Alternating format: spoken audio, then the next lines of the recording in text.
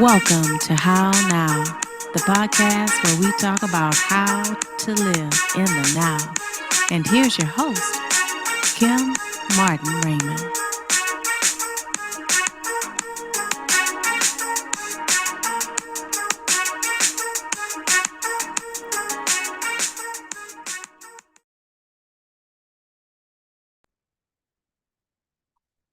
Peace, love, and light, and welcome to this edition of the How Now podcast, where we talk about how to live in the now. I am your host, Kim Martin-Raymond. I'm a minister, spiritual life coach, author, holistic nutritionist, and founder of Redefining You, LLC, where I help my clients to realign themselves, mind, body, and spirit. And welcome to today's show. If this is your first time joining us, welcome to the How Now family. Be sure to go to my website, www.hownowpodcast.com. Click on your favorite podcast platform and be sure to like, follow, share, and subscribe. You can go to the bottom of the page and click on the banner for this week's show, and it'll take you to the How Now YouTube channel, where you can find different playlists on things that are going on in my now. Again, make sure that you like, follow, share, and subscribe. And don't forget to click that notification bell so you always know what's happening in the now. Again, that's www.hownowpodcast.com. So let's get into today's show where we are talking about the last of the three toolboxes that we've been sharing over the last few weeks, and that is our mental toolbox. Okay, this year, 2024, I said my mantra for this year is rehabilitation and restoration. And we've talked about how you have to have particular tools in your toolbox when you're talking about restoring and being in a place of restoration and rehabilitation. So, in doing that, every tool that you have is not going to meet every need. So, I've identified three toolboxes that we can use to assist us as we go on our wellness journey. And in the first week, which was a couple of weeks ago, we talked about our spiritual toolbox and the things that we needed that would help us in times of spiritual distress. What can we reach back to? What can we, rely on to help us to get through that time? Then we also talked about our physical toolbox and the importance of having things in there when we're talking about our physical body and talking about our wellness, things that we take into our body. Those things are important as well. And finally, today we're going to talk about our mental toolbox and the things that we need to go in there. But one thing that I wanted to preface before we dive into our mental toolbox is that even though we have the tools, it doesn't mean that we always know how to use them. So as we're preparing and as we're making our toolboxes, we have to keep in mind that sometimes it requires us to ask for help. Again, think about your car. If you have your car and you have a tire iron, or you have your spare tire, or you have your jumper cables and things in your car, it doesn't mean that you always know how to use them. And it may require you to ask for assistance.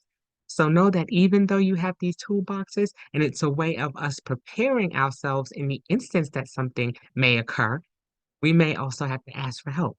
And that may come in the form of a friend, mentor, a medical professional. There are all different ways in which we can, obtain assistance when we need it.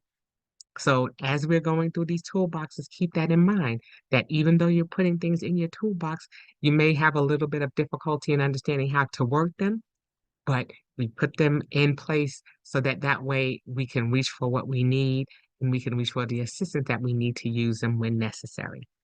So, with that being said, let's dive into our mental toolbox.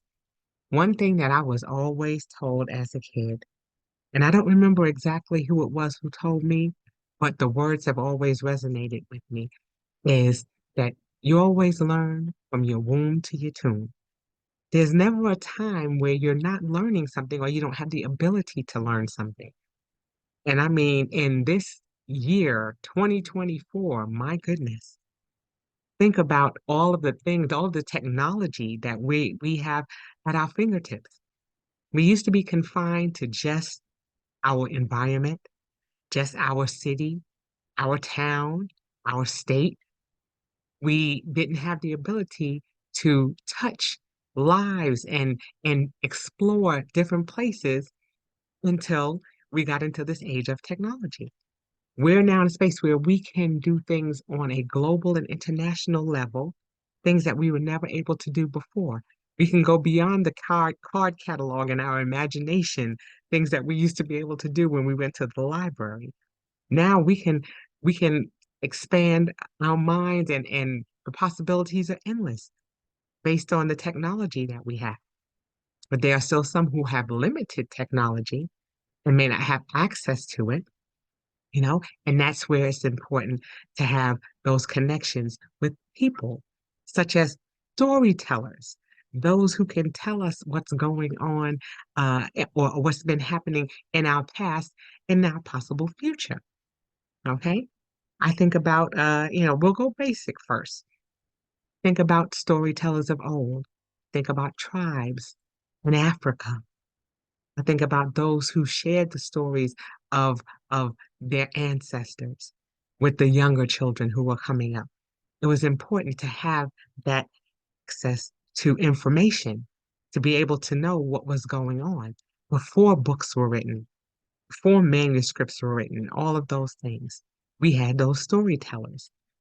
And now we're in a season, fast forward to right now, where people have passed away prematurely.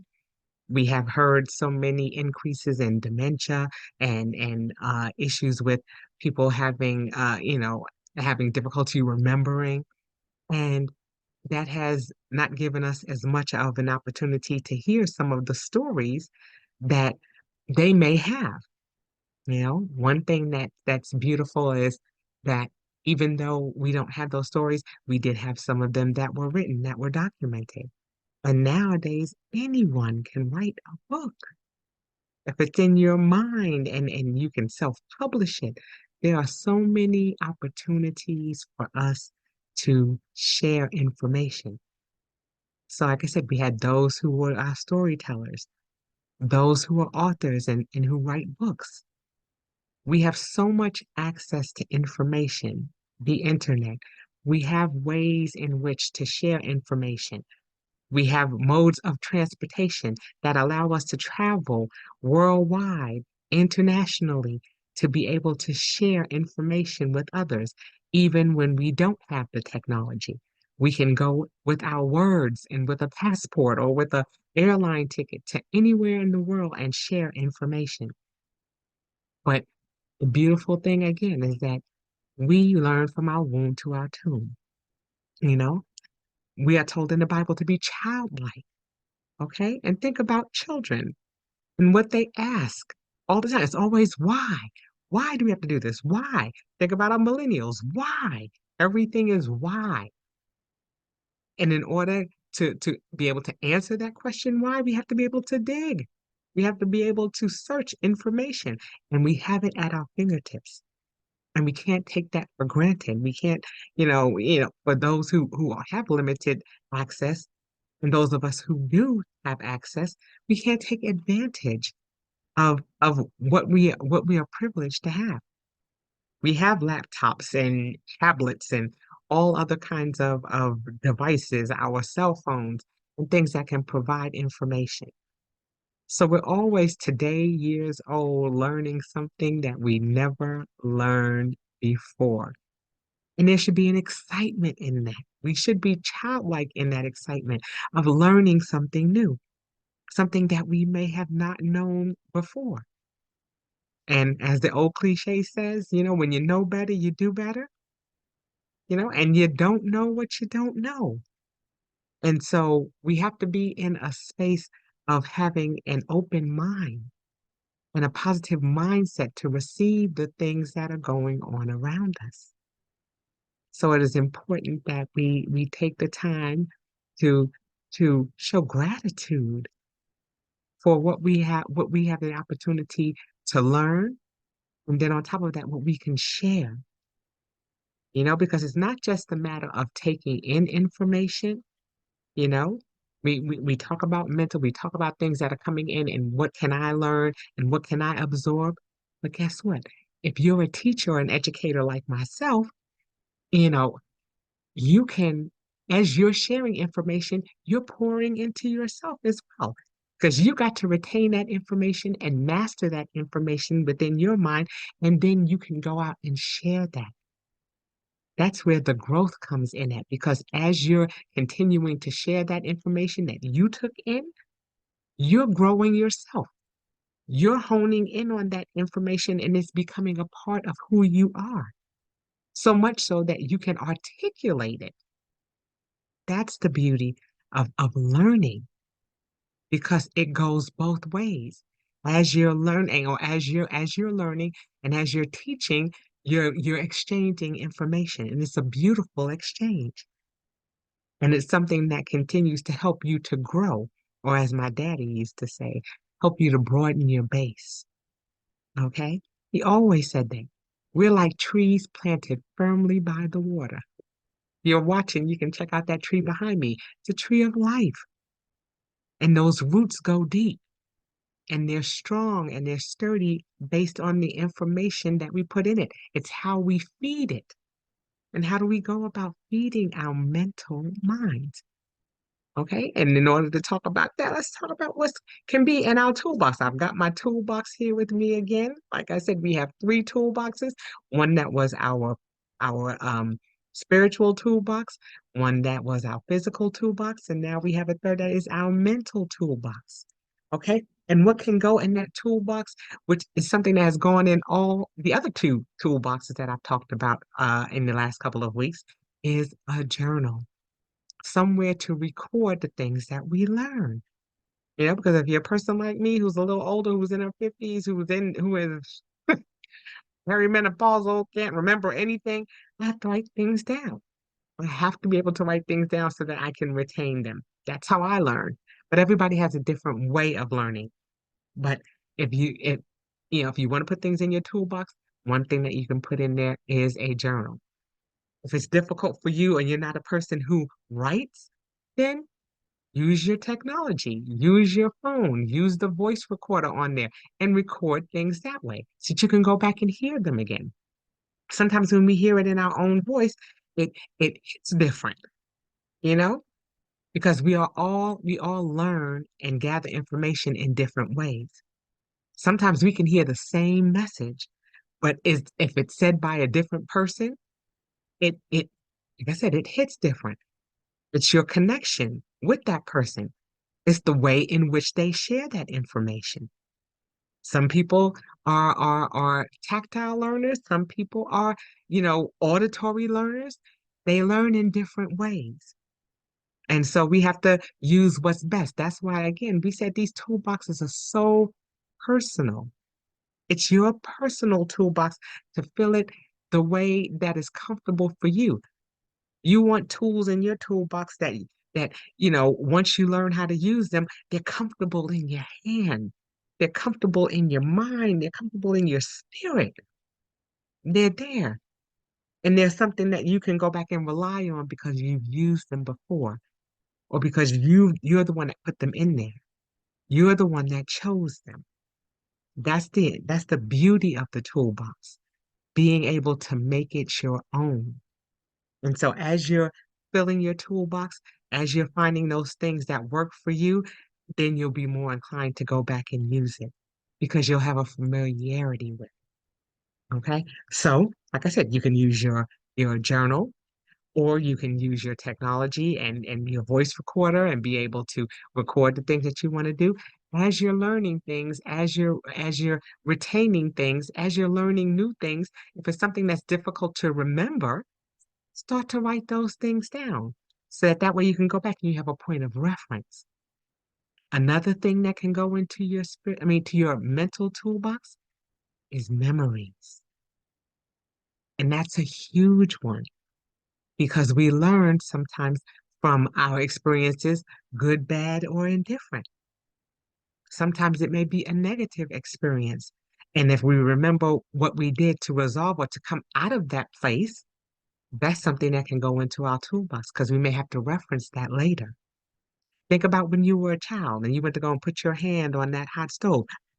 It burned, right? And you drew your hand back and you knew, okay, I know next time that area there can get hot. And if I put my hand up there, I can injure myself. That goes into your mental toolbox. So the next time you're walking by that stove, you're going to look and see, oh, wait, let me make sure it's not hot. Let me make sure that I'm not going to burn myself. Let me step back. So you have things that are happening, the experiences that you have that can go into your toolbox that will remind you of things that happened in the past. And then, it's not to dwell on the negative, but to glean from it, to pull from it what it was that you needed to pull that's going to help you or to educate you for the next time that it happens. Because there are things that happen in our lives repeatedly. And as they're happening, you want to be able to say, okay, I want to do better the next time. Or what did I learn from this? Anytime we have experiences, it's important that we glean from that experience the positive. What is something that I can take with me from this experience so that if and when it happens the next time, I know what to do, or I know who to call, or I, you know what to do. I've got to figure things out. I need to know how to ask for help. And how you do that, again, is by educating yourself. And that spans over all different aspects of your life. Okay. When I think about, uh, we were talking about the physical last week. When I think about that, I like to educate myself on different symptoms, things that are going on with my body, finding out what the terminology is. So that way, when I go and speak to my doctor, I can speak intelligibly about what it is that I'm feeling. Or I can use some of the terms that they have and just say, okay, well, what does this mean? I don't know what that means. Can you break that down for me? It's about asking the questions. That's something that goes in your toolbox too. And ask. Okay. You want to know what's going on? Ask somebody if you're not clear. If you're reading it and it doesn't seem to make sense, find out who does know. And it's not always your family member. You're not going to ask Uncle Charlie about finances if he's not a banker or if he doesn't work in finance. Make sure you're going to someone who has experience in what it is that you're seeking knowledge in. And then tap into that person to ask your question. So that way you're getting an answer that's going to make sense, or you're going to get an answer from somebody who knows what they're talking about, or who has lived that or walked that. That's important. Where you get your information from, okay? Because some people are like Wikipedia, okay? Something that can just be changed with the wind. It's just somebody's opinion or it's a popular opinion, but it may not be, backed up in science or in any type of research. It's just hearsay. You want to get your information from a periodical or a peer journal, so to speak. You want to get it from someone who knows or has experience or has been educated in that particular field or in that industry or whatever it is that you're seeking knowledge in. Make sure that you're going to the right people for the information. It's all about being able to make an informed decision. We talked a couple of weeks ago also about responding and reacting. Okay. We react out of ignorance, or we react out of not knowing enough information about something. So that's where the outbursts come from. But when you know information or you've researched it or you've taken the time to do an investigation, then you can make an informed decision. And it's all about making informed decisions so that way you avoid some of the missteps when you just go into things blindly. So you want to take time to write things down. You want to take time to access the right people to find out, from professionals or people who are experiencing something about what it is that you need to do. And you want to ask additional questions if it's necessary. Always take the time to ask and be confident in your decision. Okay. And I learned this from going through my went through a portion of my doctoral program. And as I was being, well, studying to become a minister, I had to know what I knew. And I was asked, why? Why do you believe what you believe? I was asked, you know, why are you making this statement in your dissertation? What is the backing behind that? And you had to be able to tell why. And there's a level of confidence that comes with that when you can speak intelligibly about something and you can speak boldly about it and you can speak confidently about it because you've done the work to research and to study and to read and to ask. You don't want to just say, well, I don't know, I'm just going where the wind blows. You've heard the term sheeple. Those are people who just follow behind anybody else, behind any trend, behind anything that's shiny and sparkly and new. Everybody's running behind it, so I'm going to run too. Think about some of those videos that you may have seen on social media where people just start running and they run past somebody and they start looking both ways and they start running too. What are you running for? What are you running from? That's not to say that sometimes it's not necessary to run. Sometimes you may need to, but you kind of want to know what you're running to or what you're running from. So even if you have to take a little quick look back and keep on running, fine, do that. But the bottom line is, you know, be informed about the things that you're doing. Know why you're doing the things you're doing. If you're standing for something, know why you're standing for it. What's your rationale behind doing it? Are you just doing it because everybody else is doing it? Or are you doing it because you firmly believe in what it is that you're doing? I'm not going to stand behind anything that I haven't researched and try to get as much information about before I endorse it. Because with that comes a price. Because people, if they know you and they trust you and they trust your opinion on things, or they're influenced by you. We hear about this in social media. There are people out there who are influencers. How did they obtain that title? They established trust with people.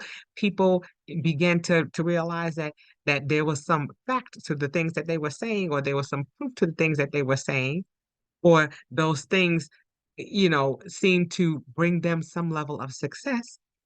And so they felt it was okay to follow that person.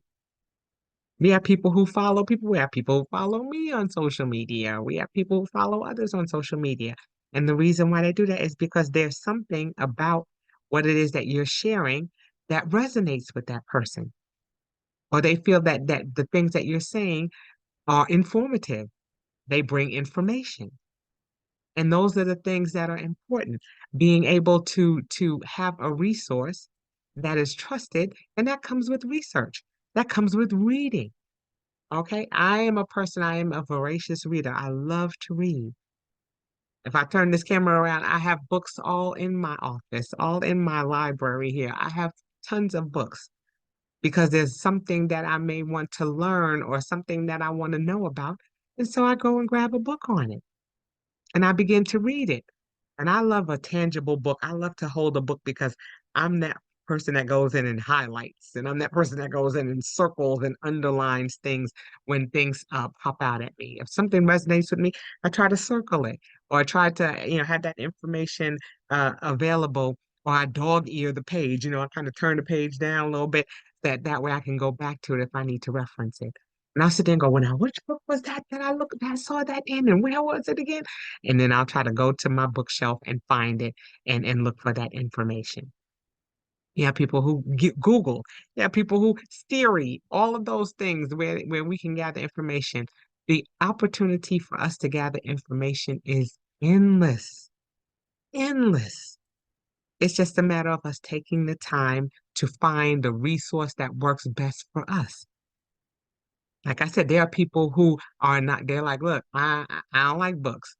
You can put $1 million in a book. I'm never gonna pick up that book because I'm not interested in books. You have people who are like that. They're just not book people. Okay. They may like audio books. They may not like to read them, but they like to listen to them. Maybe they like the animation or the inflection of the voices of the people who read the books. Or maybe they just like it because as a child, they liked listening to people read stories to them. So they like audiobooks. So that's an opportunity as well. People you can listen to your audiobooks. You can go and listen to people speak.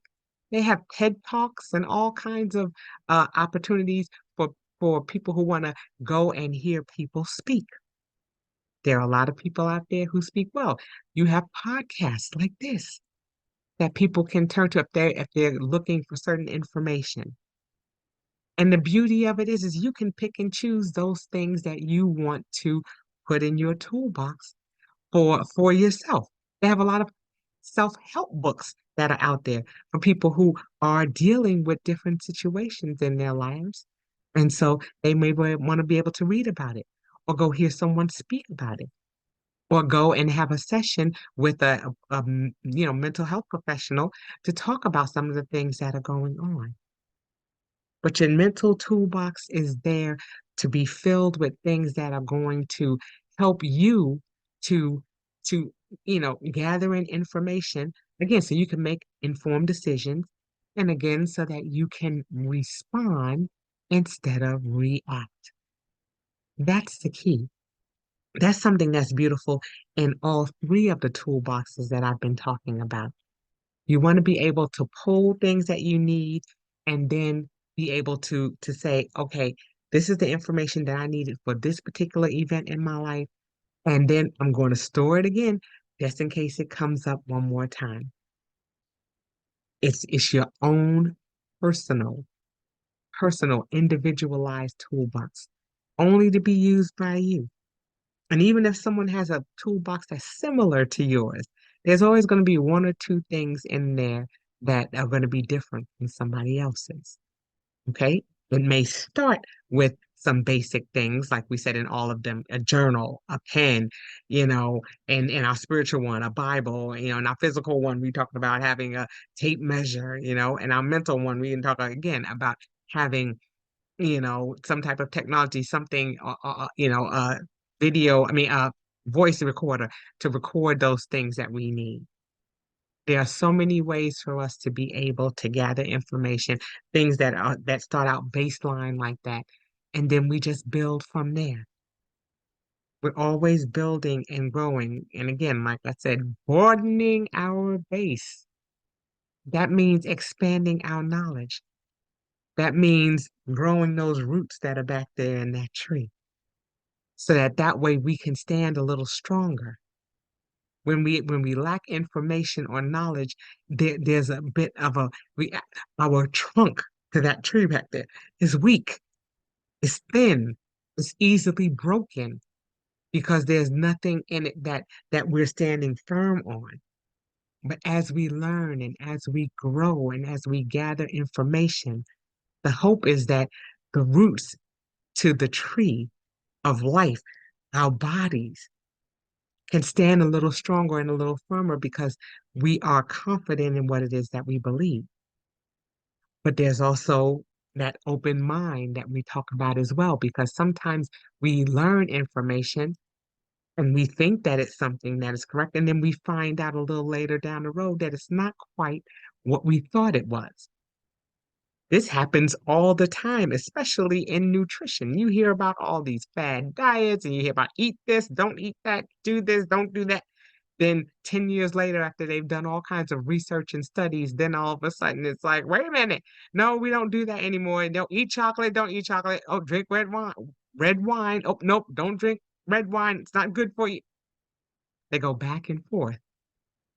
So sometimes we have to be a little open-minded so that way, when new information is brought to surface, we're not so stubborn and saying, well, no, I've been doing it this way all my life, and if it ain't broke, don't fix it.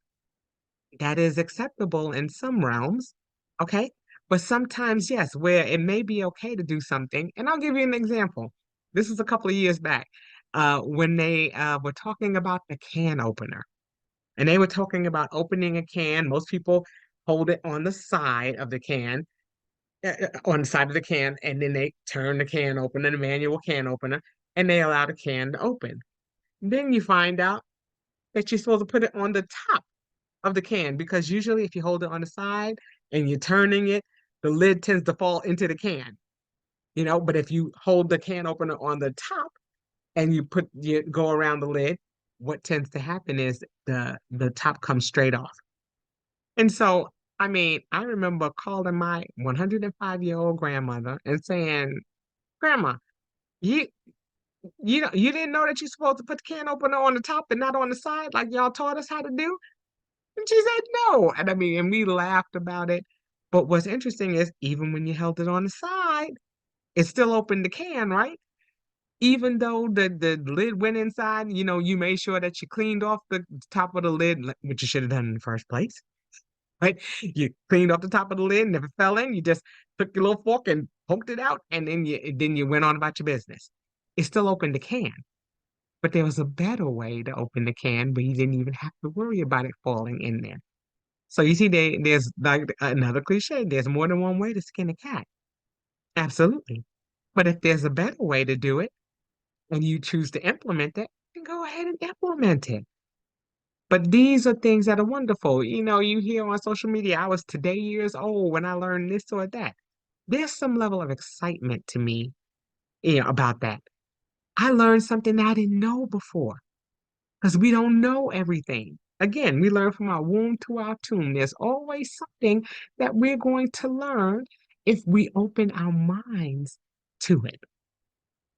If we're closed-minded and we don't go anywhere and we're just constantly sitting in our homes confined and we're not tapping into technology to bring us out into the world, if it's available to us, we're limiting our possibilities to learn and to grow.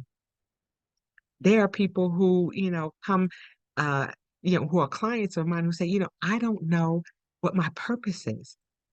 It may just be that you haven't been introduced to it yet. You haven't explored enough. You haven't gone outside of your community, outside of your town, outside of your state, outside of, anywhere that you live to know that there are other things that are available. I didn't know anything about coaching. I thought the only coaches were like sports. And I had a friend of mine who said, You make a great coach. And I was like, Girl, have you seen my body? I was, 250 pounds. I was like, Coach, what? Played the clarinet. So, it's just things like that. I was like, What are you talking about? And she's like, No, Kim, like a coach. And I'm like, Well, what does that mean? And I had to go and do the homework. And when I researched it and learned what a coach was, I was like, oh, do this all the time. This is something that I've been doing for a better part of my young adult life. So I was like, wait a minute. You can make a career out of it. It was something that I did not know. I had to be introduced to it. And sitting in my own shell and in my own world, I would have never been able to be privy to that. So sometimes it's just a matter of, I wonder what's going on in the world. Sometimes it's as simple as just going into Google and saying, what's trending? And see what's out there. You know, what do people do when whatever? Fill in the blanks and see what people do. You know, is there a career based on doing X, Y, and Z? Find out. Think of a question that you may have in your mind or something that you're curious about and Google it and see what they say and see what comes up. Sometimes it's good to just, if you're not a person who watches television, I am not a huge television watcher all, at all. I'll pick up a book before I pick up a remote. And so if you're one of those people, sometimes it's just a matter of going in or just getting on your computer and, you know, if you, instead of going on TikTok sometimes or these other social medias and just sitting there and going through those hours and hours of just those little clips that go in there, sometimes just tap in something and it's just like reading the book. Step into it and see what you find. My husband loves big cats, all kinds of cats, lions, tigers, little cats, domestic cats, all of that. Sometimes he'll just go online and say, big cats. and see what comes up. And he may spend an hour or so exploring and learning about different cats. And then he'll come and, hey, Kim, did you know that, tigers do this? Or did you know that lions can jump this high? And did you know this and that? And it becomes, he becomes like a child. It's exciting when you learn something new. Think about when you learn something new. You feel like, whoa, boy, I didn't know that. And especially if it's something that you can put into action, it's like, wow, I had no idea. Again, I was today years old learning this. This is so cool. And so there's always opportunities to learn something, always opportunities to explore. And as you're doing that, you may find your purpose. You may find something that resonates with you. You may find something that excites you and makes you want to go out and explore a little bit more about it, or to join forces with someone who is doing that thing that you were interested in.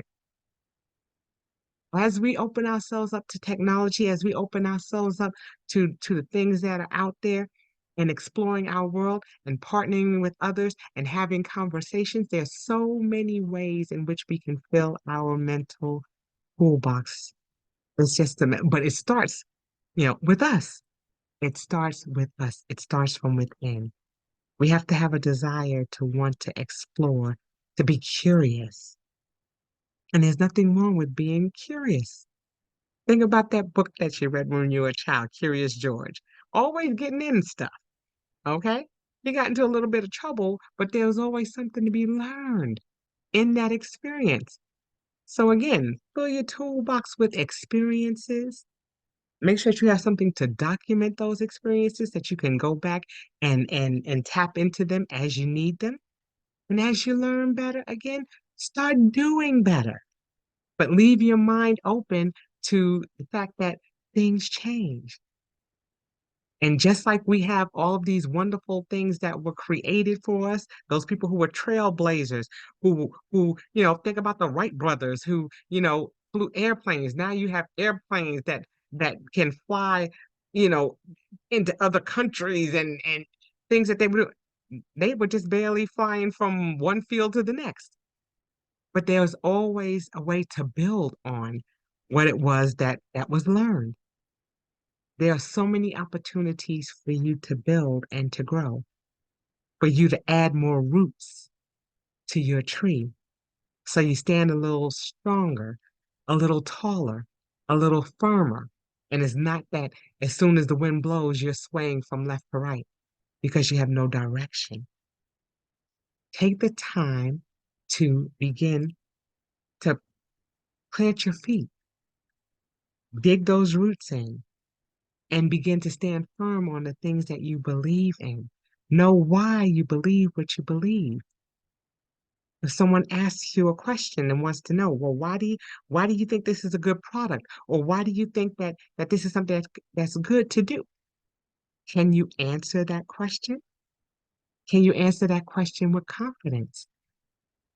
Or are you open-minded enough to say, well, you know what?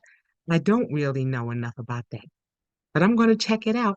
And when I find out, I'm going to come back and share that information. And again, that's the beauty of learning, that you can learn something and then you can turn around and master it and teach it to someone else. Or you can expose someone else to it and then you can learn together. It's a beautiful, beautiful thing when we put our minds together, the things that we can come up with, the creativity. Again, even if you like social media and you're limited in looking at it, or you shouldn't be, y- you will see that there are so many creative people out there that come up with things that will tickle your funny bone. Okay. I'm guilty as charged. I'll go in and I'll flip through every now and then and see things that just split my sides. I'm like, I'm gonna fall out of this bed laughing. This is too funny. There are a lot of creative, beautiful minds out there. And we don't want to take those things to the cemetery with us. Okay. We want to be able to share them so that others can pick up the mantle and carry those things that we're learning and that we're sharing with the generations that are coming after us. It's so important that we keep knowledge going. and that we don't limit that knowledge.